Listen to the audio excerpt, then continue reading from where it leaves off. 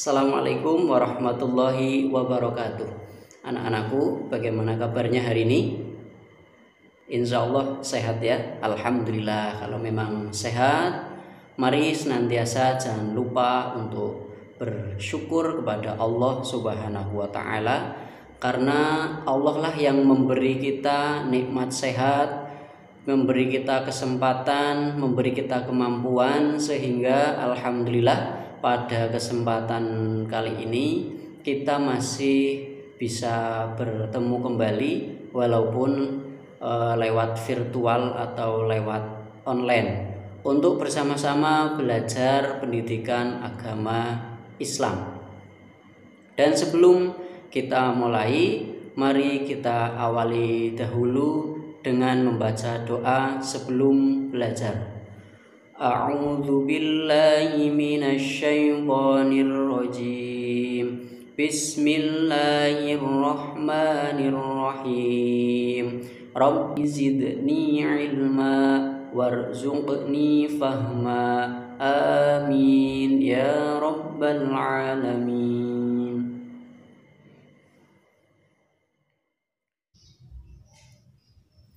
Nah, anak-anak kelas 4, untuk pembelajaran kali ini kita lanjutkan, yaitu tentang kisah keteladanan Wali Songo. Alhamdulillah, kemarin kita sudah belajar sampai dengan 5 wali atau 5 sunan. Dan pada kesempatan kali ini kita akan melanjutkan yang ke-6, yaitu Sunan Giri. Sunan Giri adalah putra dari Maulana Ishaq dengan Dewi Skardadu, yaitu putri dari Menak Sembuyu, penguasa wilayah Balambangan pada masa akhir kerajaan Majapahit. Beliau termasuk murid dari Sunan Ampel dan seperguruan dengan Sunan Bonang. Setelah cukup dewasa, beliau itu dibawa oleh ibu angkatnya ke Ampel Denta untuk belajar agama kepada Sunan Ampel, yang kemudian akhirnya bertemu juga dengan Sunan Bonang yang sama-sama berguru dengan Sunan Ampel. Pada akhirnya Sunan Ampel mengirimkan Sunan Giri bersama dengan Sunan Bonang untuk mendalami agama Islam di wilayah Pasai. Salah satu keturunan dari Sunan Giri adalah Prapen, ya, Sunan Giri Prapen yang menyebarkan agama Islam ke wilayah Lombok dan Bima. Beliau sangat berjasa dalam mendakwahkan Islam di Jawa, bahkan sampai ke wilayah timur Indonesia. Beliau juga pernah menjadi hakim dalam perkara Syekh Siti Jenar. Beliau juga berdakwah melalui kesenian, termasuk tembang Islami. Untuk dolanan anak-anak yang diciptakannya adalah jamuran, jitungan, dan delikan. Dan yang ketujuh adalah Sunan Kalijaga. Sunan Kalijaga adalah putra dari Adipati Tuban yang bernama Tumenggung Wilatikta atau Raden Sahur atau Sayyid Ahmad bin Mansur atau yang dikenal dengan Syekh Subakir. Beliau adalah murid dari Sunan Bonang. Sunan Kalijaga juga menggunakan kesenian dan kebudayaan sebagai sarana untuk berdakwah, seperti wayang kulit dan tembang suluk. Tembang suluk lir ilir dan gundul-gundul pacul juga dianggap sebagai hasil karyanya. Beliau, Sunan Kalijaga atau Raden Said, merupakan seseorang yang peduli dan dekat terhadap rakyat jelata. Hal ini dibuktikan ketika beliau membela rakyat jelata di masa sulit. Jadi saat itu pemerintah sangat membutuhkan dana besar untuk mengatasi roda pemerintahan, sehingga rakyat jelata mau tidak mau harus membayar pajak yang tinggi untuk hal tersebut. Saat itulah Sunan Kalijaga berpikir harus membantu rakyat jelata.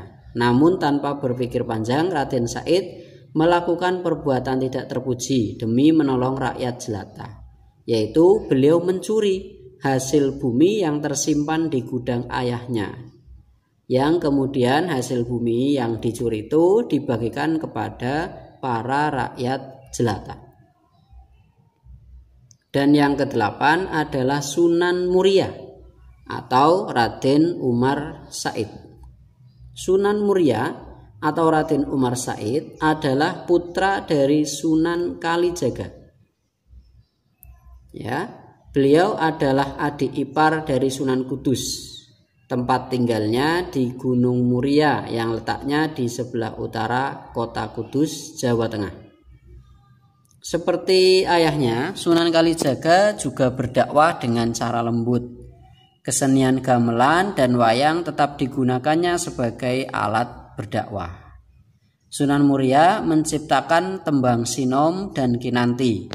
Sasaran dakwahnya yaitu para pedagang, nelayan, pelaut, dan juga rakyat jelata. Jadi beliau tetap mempertahankan kesenian gamelan serta wayang sebagai alat dakwah.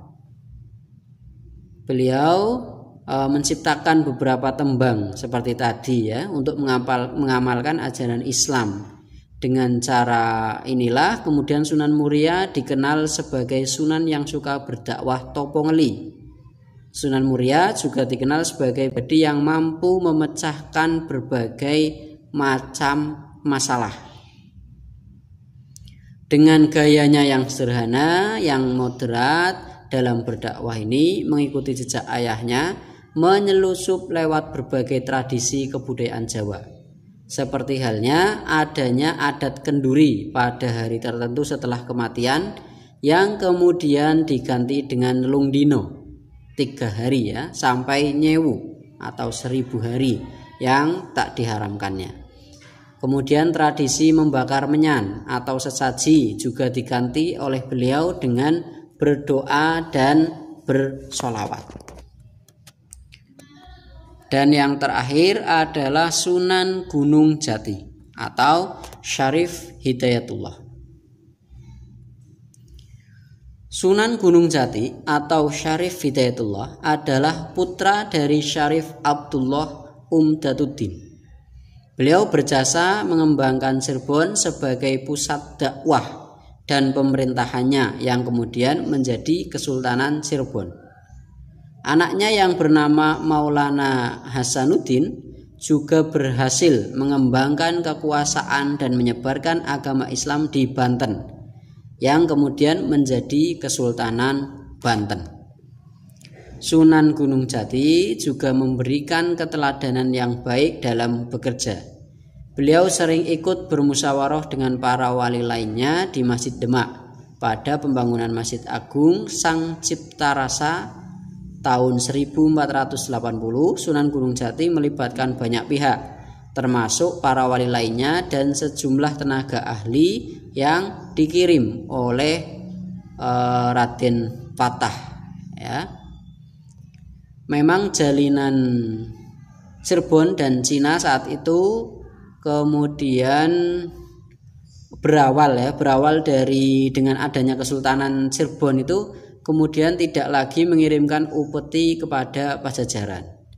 Kesultanan Pakungwati semakin besar dengan bergabungnya perwira dan prajurit pilihan. Terlebih lagi adanya perluasan pelabuhan Muara Jati yang membuat perdagangan semakin pesat terutama dengan negara Cina. Jalinan Cirebon dan Cina semakin erat dalam dakwahnya. Kemudian beliau mengajarkan ilmu sholat kepada rakyat Cina dengan memberitahukan bahwa setiap melakukan gerakan sholat merupakan terapi pijat ringan atau biasa yang disebut dengan akupuntur. Ilmu pengobatan tersebut diperoleh saat beliau mengembara ilmu di Cina. Nah, begitu ya. Demikian kisah keteladanan para wali songo. Mudah-mudahan kita bisa jadikan contoh, bisa kita jadikan teladan sehingga kita tiru kebaikan-kebaikan para wali songo. Dan mudah-mudahan pembelajaran ini bisa dipahami anak-anak semua dengan baik ya. Dan apabila ada salah, Pak Guru mohon maaf yang sebesar-besarnya. Sampai bertemu di pembelajaran kita selanjutnya. Billahi taufik wal hidayah. Wassalamualaikum warahmatullahi wabarakatuh.